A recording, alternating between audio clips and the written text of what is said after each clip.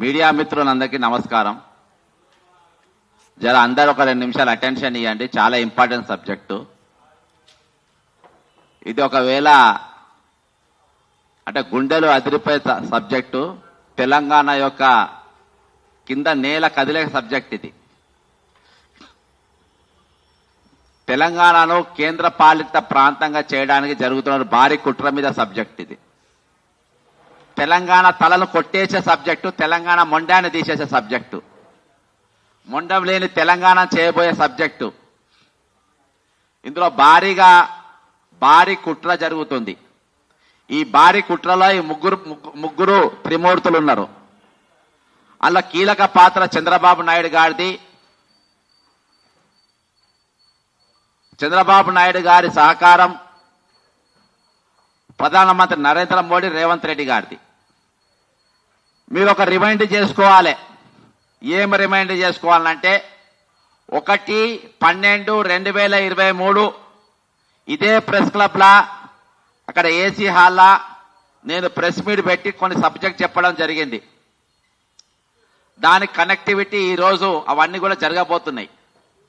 రేవంత్ రెడ్డిని ముఖ్యమంత్రి చేయబోతున్నానంటే చంద్రబాబు నాయుడు ముఖ్యమంత్రి చేయబోతున్నట్టే అన్ని ఎన్నికలను తెల్లారి కౌంటింగ్ కాకముందు నేను హెచ్చరించిన. ఈరోజు అది జరగబోతుంది. ముఖ్యంగా నేను గత కొన్ని రోజులుగా రిటైర్మెంట్ ఎంప్లాయీస్ యొక్క బెనిఫిట్స్ కోసం రెండు నెలలకెళ్ళి నేను పోరాటం చేస్తున్నా. అయితే ఈ రిటైర్మెంట్ బెనిఫిట్స్ ఈ భారత రాజ్యాంగంలో మరి కంపల్సరీ ఖర్చు పెట్టాల్సిన పైసలు, అంటే కమిటెడ్ ఎక్స్పెండిచర్ కిందికి వస్తుంది. ఈ రాజ్యాంగంలో నాలుగు ఖర్చులలో మొట్టమొదటి ఖర్చు కమిటెడ్ ఎక్స్పెండిచర్లో ఇది వస్తుంది. రెండోది వడ్డీలు, అప్పులు. మరి అసోంటప్పుడు కమిటెడ్ బెనిఫిట్స్ లో ఉన్నప్పుడు మనకు పైసలు ఎందుకు ఇస్తలేరు అనేది ప్రశ్న. తెలంగాణ ఈరోజు యూనియన్ లీడర్లు ఏం చెప్తారంటే, అంటే నేను దీన్ని ఈ తీగ లాగితే నాకు వచ్చింది ఏంటంటే కేంద్ర పాలిత ప్రాంతం అనేది వచ్చింది. ఎందుకంటే ఫ్యూచర్లో నేను ముందు ఒక లైన్ చెప్తా. తెలంగాణ నెక్స్ట్ ఫైనాన్షియల్ ఎమర్జెన్సీగా, అంటే ఆర్థిక ఎమర్జెన్సీగా ప్రకటిస్తారు. దానికి కావాల్సిన బాటలు ఉద్యోగులతోనే ఇస్తుండ్రు. ఎందుకంటే కమిటెడ్ బడ్జెట్ రాజ్యాంగంలో ఉన్నది. దయచేసి కొంచెం మీరు దమాక్ పెట్టి వింటే అర్థమవుతుంది మొత్తం. కమిటెడ్ బడ్జెట్ అనేది రాజ్యాంగంలో ఉన్నది. ఈ కమిటెడ్ బడ్జెట్ ఏంది? దేనికి? ప్రభుత్వ ఉద్యోగాలకు జీతాలు, రెండవది రిటైర్మెంట్ బెనిఫిట్స్, మూడవది పెన్షన్స్, నాలుగవది పిఆర్సి,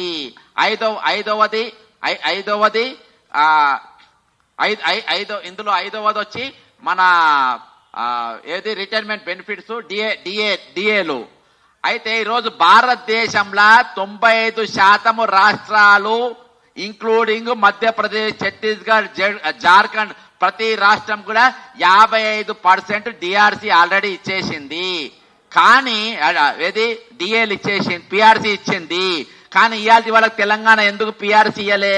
తెలంగాణ ఏ పునాదుల మీద తెలంగాణ ఏర్పడ్డది? మిగులు బడ్జెట్తో ఏర్పడ్డది. 16,000 మిగులు బడ్జెట్తో ఏర్పడ్డది. ధనిక రాష్ట్రం పేరుతో ఏర్పడ్డది. కానీ మా ధనిక రాష్ట్రం కానీ మనం దోసుకపోతుండ్రాను కాబట్టి ఏర్పడ్డది. ఇక్కడ కట్ చేద్దాం. ఇక్కడ చంద్రబాబు నాయుడు కుట్ర, రేవంత్ రెడ్డి గారి కుట్ర, వీళ్ళకి సహకారం నరేంద్ర మోడీ గారిది ఏ విధంగా ఉందనంటే, ఈరోజు రేవంత్ రెడ్డి మీరు ఓటుకు యాక్చువల్గా మన ఈ హైదరాబాదు 2 రాష్ట్రాలకు 10 సంవత్సరాల ఉమ్మడి రాజధాని.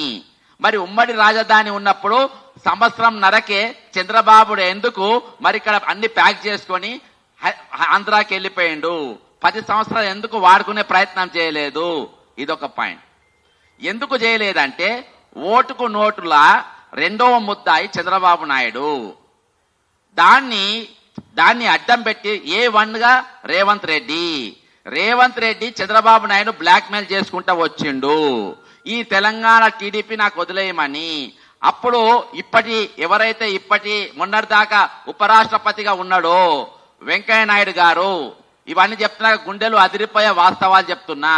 వెంకయ్య నాయుడు గారు మధ్యవర్తిత్వం వహించి ఇక ఈ హైదరాబాద్ నీకు అవసరం, ఈ సబ్జెక్ట్ క్లోజ్ చేద్దాము, ఓటుకు నోటు పేర్లు అయిన పేరు తీయద్దు అని మాట్లాడినప్పుడు మరి కేసీఆర్ గారు పెట్టిన ఏకైక డిమాండ్ హైదరాబాద్ వదిలేసి వెళ్ళిపోవాలి. ఇక ఆంధ్రాకు 10 సంవత్సరాలు జాంతానై నువ్వు హైదరాబాద్కు ముందే వెళ్ళిపోవాలి, అప్పుడు దాని గురించి మాట్లాడదామని జరిగిన ఒప్పందంలో చంద్రబాబు నాయుడు ఇక ఇక్కడ ప్యాక్ చేసుకొని హైదరాబాద్ మన ఆంధ్రాకి వెళ్ళిపోయిన అమరావతి పెట్టుకొని ఇక దీని గురించి మాట్లాడలే. ఇక అది అక్కస్సు పెట్టుకున్న చంద్రబాబు నాయుడు ఇప్పుడు రెండోసారి ముఖ్యమంత్రి అయిన తర్వాత కేసీఆర్ ఇక్కడ ముఖ్యమంత్రి లేడీగా ఓడిపోయిండు. ఈ రోజు నా శిష్యుడు ఈ రోజు రేవంత్ రెడ్డి తెలంగాణ ముఖ్యమంత్రి అయిండు. కాబట్టి దీన్ని ఇక ఎట్లయినా హైదరాబాద్ మీద పగ తీర్చుకోవాలి, హైదరాబాద్ తెలంగాణ వాళ్ళకు హైదరాబాద్ లేకుండా చేయాలి అని ఒక అక్కస్సు పెట్టుకొని తెలంగాణ మీద ఒక పగ పెట్టుకొని ఈ రోజు పగ సాధిస్తా ఉన్నాడు. దీనికి మొట్టమొదటి స్టెప్ హైదరాబాద్ మీద 144 సెక్షన్. రేవంత్ రెడ్డి మన ఎవరు చంద్రబాబు నాయుడు ముఖ్యమంత్రి కాగానే హైదరాబాద్ మీద 144 సెక్షన్ పెట్టిండు. 144 సెక్షన్ ఎన్ని రోజులు పెట్టిండు? 1 మంత్ వేరే పెట్టి. ఎవరు పెట్టిండ్రు? సివి ఆనంద్ గారు పెట్టిండ్రు. సివి ఆనంద్ గారు ఎందుకు పెట్టిండ్రు హైదరాబాద్ మీద 144 సెక్షన్? ఇవాళ ఇగో ఇది సివి ఆనంద్ గారు సంతకంతో ఉన్నది జివో కాపీ. ఇది 144 సెక్షన్ పెట్టిండ్రు. ఎప్పటికెళ్ళి పెట్టిండ్రో చెప్తా. 27/10/2024 కెళ్ళి మొదలుపెట్టి 28/11/2024 అంటే 2 రోజుల పాటు హైదరాబాద్ మీద దీని మీద ఈ రోజు ఏం పెట్టిండ్రు? 144 సెక్షన్ పెట్టిండ్రు. మరి హైదరాబాద్ సికింద్రాబాద్ ఎంపీ ఎవరు? అసదుద్దీన్ ఓవైసీ, ఇంకోటి కిషన్ రెడ్డి గారు, ఆయన ఎవరు? కేంద్ర మంత్రి గారు. మరి వీరిద్దరు 144 సెక్షన్ నా పార్లమెంట్ లో ఎందుకు పెట్టిండ్రు? నా పార్లమెంట్ లో ఇప్పటి వరకు ఎటువంటి అసాంఘిక శక్తులు జరగలేదు, ఎటువంటి హిందూ ముస్లిం గొడవలు జరగలేదు, ఎటువంటి రయాట్స్ జరగలేదు. అయినా కానీ 144 సెక్షన్ ఎందుకు పెట్టిండ్రు సివి ఆనంద్ గారు అని అంటే ఇందులో ఇక్కడ శాంతి భద్రతలను దెబ్బతినిపోయినాయి. అప్పుడు లోకేష్ గారు ఇప్పుడున్నటువంటి మంత్రి ఎక్కడున్నట్టే అప్పుడు ఐటీ మంత్రి, ఇండస్ట్రియల్స్ మినిస్టర్ అమెరికాలో ఉన్నాడు. అమెరికాలో ఉండి తెలంగాణలో ఈ రోజు ఇది ఎక్కడ కూడా కనబడది, ఇది పబ్లిక్ డొమైన్ లో ఉండదు, ఎక్కడ కూడా ప్రెస్ మీట్ రిలీజ్ చేయరు. ఈ రోజు హైదరాబాద్ లో శాంతి భద్రత లేవనేది ఎక్కడ కూడా మాట్లాడరు.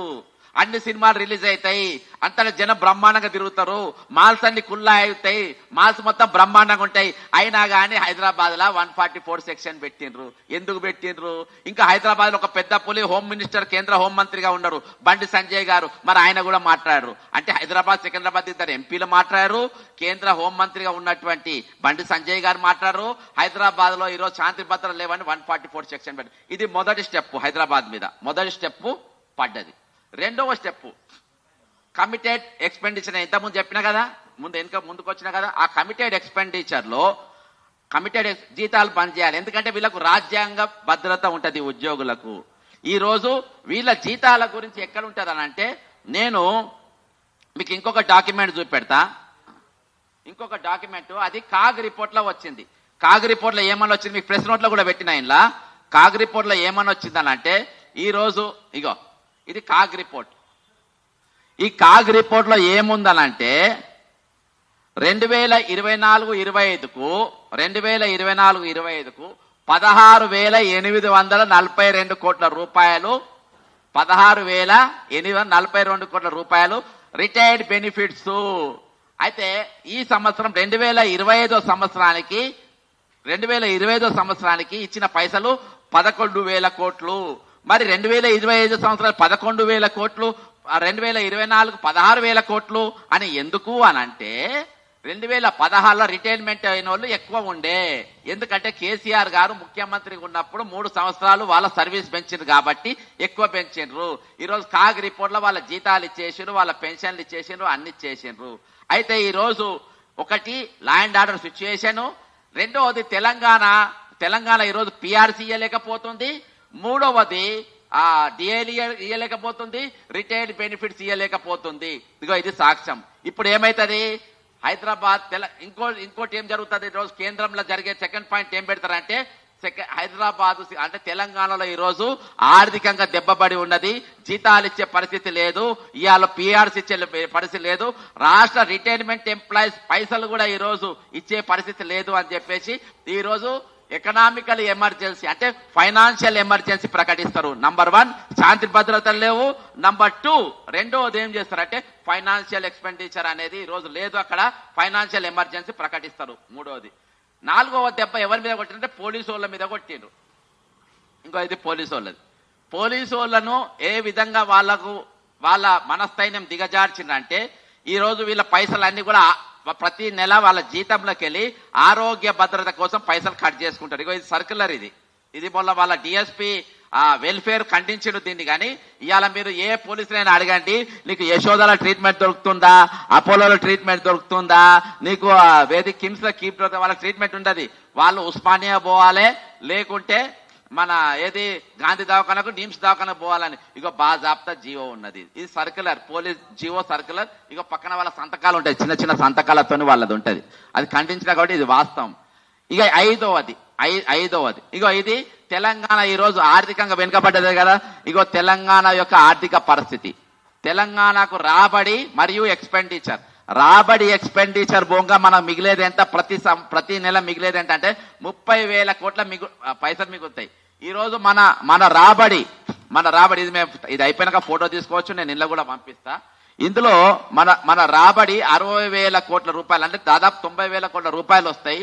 ఇందులో మనకు వచ్చేది tax revenue, goods and service tax, stamps and registration, land revenue, sales tax, state excise duties, state share of union taxes, other taxes, non tax revenue, grant aid, ఇవన్నీ వస్తాయి.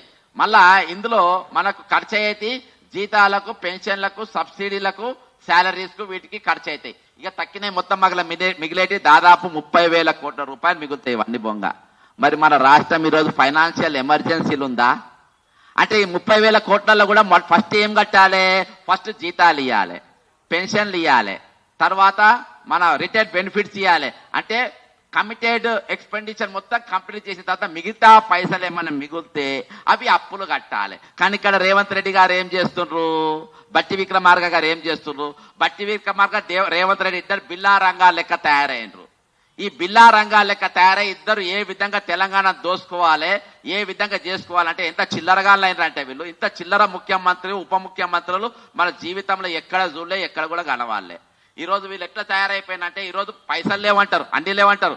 ఈ రోజు సీక్రెట్ గా ఒక నడుస్తుంది. రేవంత్ రెడ్డి ఏ ఇంటుంటాడు, ప్రభుత్వ భవనంలో ఉంటుండా, గవర్నమెంట్ ఇంటుండా, ప్రైవేట్ ఇంటుంటుండా, సొంత ఇంటి ఉంటుండు. మరి దానికి రిపేర్లు అయితే ఎవరు పెట్టాలి? పైసలు ఆయన పెట్టుకోవాలి. కానీ ఈ రోజు పైసలు ఎవరు పెడుతుండు?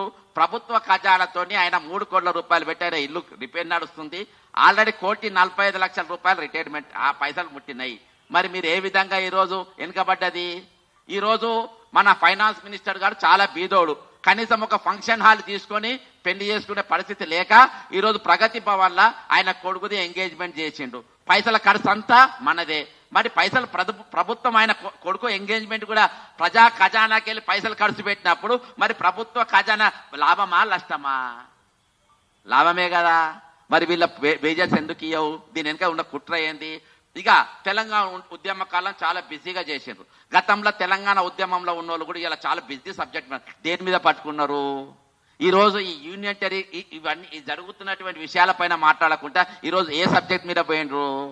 నంబర్ 1 మార్వాడి, నంబర్ 2 బాలసుబ్రహ్మణ్య విగ్రహం. డైవర్షన్ ఇది.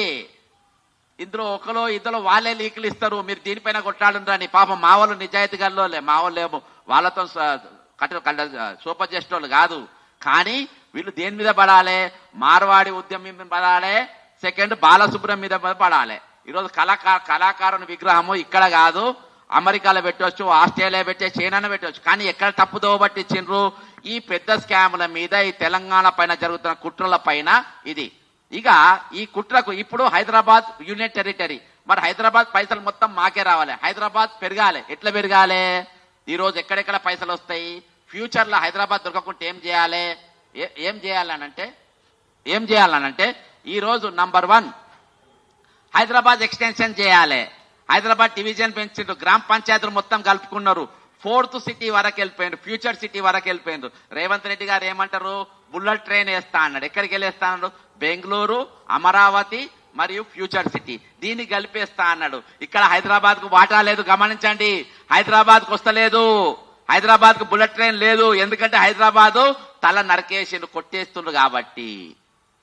ఈరోజు ఇంత భారీ కుట్ర నడుస్తా ఉంది సార్, ఆ ఫైల్ ఇయర్. అయితే ఇంత భారీ కుట్ర ఈరోజు తెలంగాణ పైన నడుస్తా ఉంది. ఇంకొకటి, ఇక ఇవాళ మనకు యాక్టివ్ గా ఎవరెవరు కనబడుతుండ్రు, దీనిపైన మీడియా డైవర్షన్ నడిచింది, ఇష్యూస్ డైవర్షన్ జరిగింది. ఇక ఇవన్నీ ఆడిట్ రిపోర్ట్లు, నిన్ననే నేను ఒకటి పెట్టిన, మన ఒక ఆర్టీఐ అడిగిన, ఎవరిని, డీజీపీ గారిని అడిగిన. ఏమని అడిగినా అంటే రేవంత్ రెడ్డి గారి మీద 179 కేసులు ఉన్నాయి. అందులో 32 చీటింగ్ అంటే సివియర్ కేసులు ఉన్నాయి, అంటే 7 సంవత్సరాల పైగా శిక్ష పడే కేసులు 34 ఉన్నాయి. 2 420 కేసులు ఉన్నాయి. ఈ విధంగా మొత్తము ఈ రోజు రాష్ట్రానికి ఉన్నది 420 ముఖ్యమంత్రి.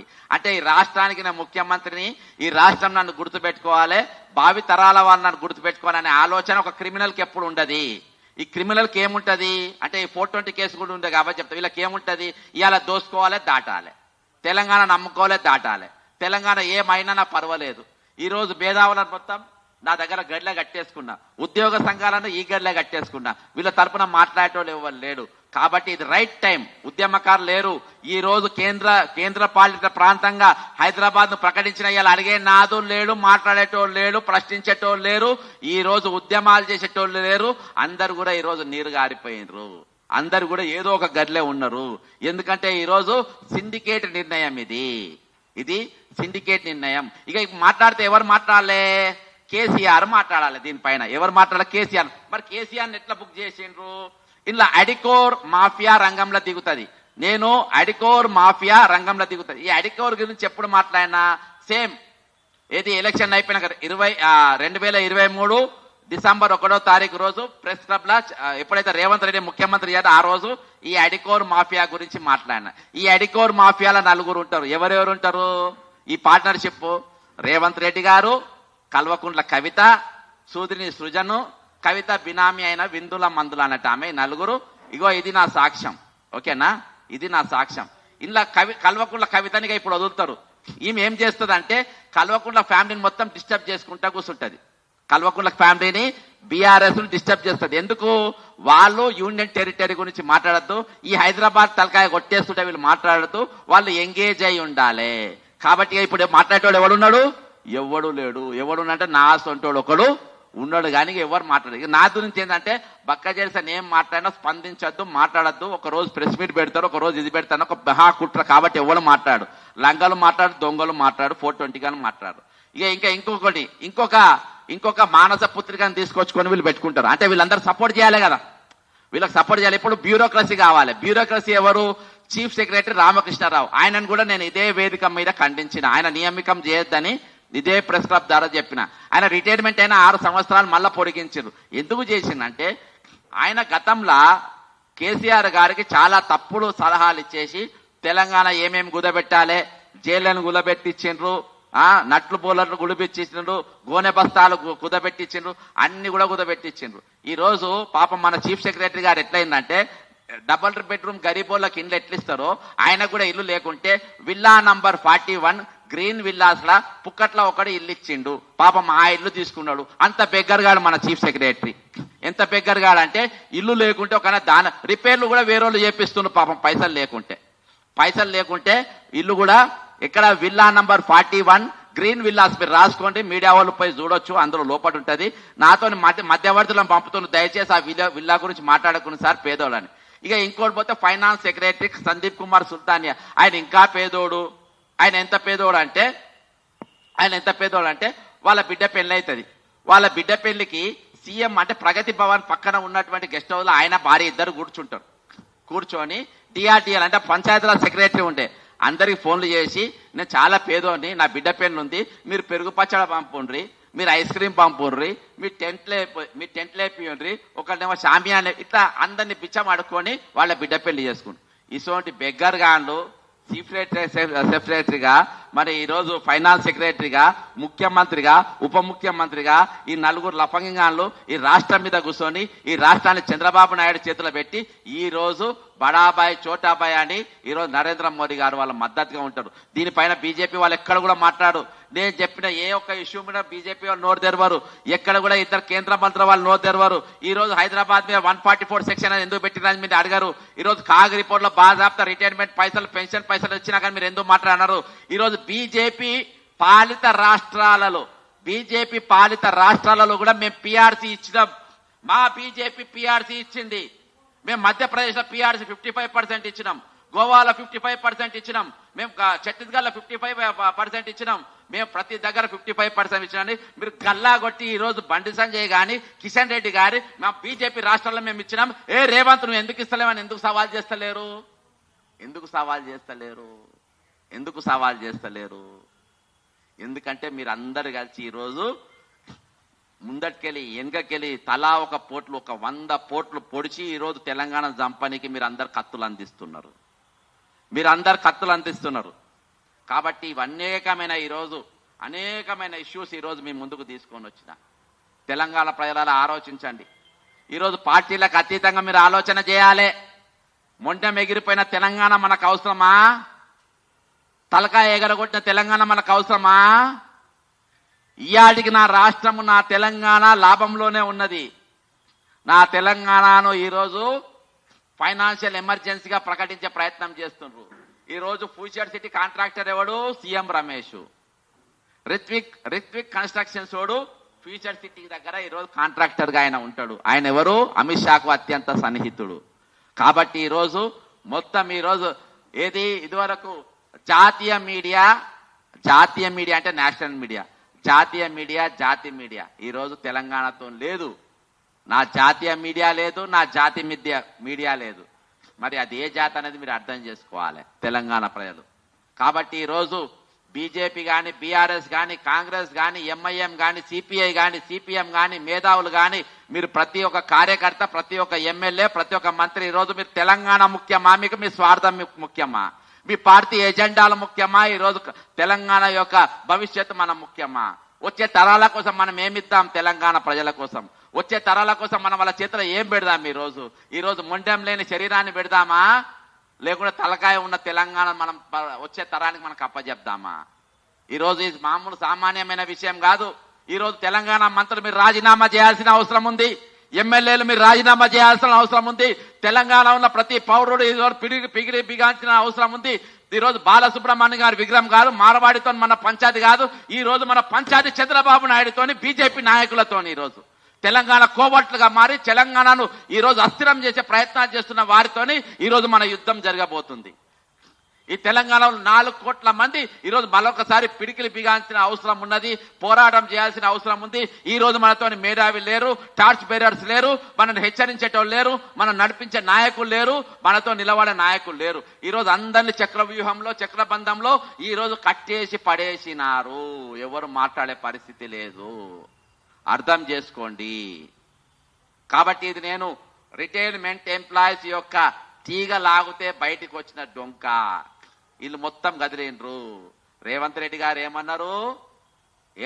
మీరు అందే నన్ను కోసిన రూపాయి వెళ్ళదు అన్నాడు. నన్ను కోసిన రూపాయి వెళ్ళను. రూపాయి కాదు, 60 కోట్ల రూపాయలు తీస్తా నేను. 60 కోట్ల రూపాయలు లాభం చూపెడతా. మాట్లాడే దమ్ముందా మీకు? కాబట్టి నేను డైవర్ట్ కావద్దని ఒకటే సబ్జెక్ట్ పట్టుకున్నా.